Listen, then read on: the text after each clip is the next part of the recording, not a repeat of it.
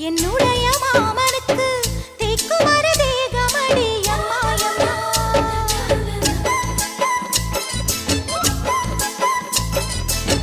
மாமன் பெற்ற பெண்ணுனக்கு மையெழுதும் கண் எதுக்கு என்னை வந்து கொல்லுதடி அம்மாயம்மா.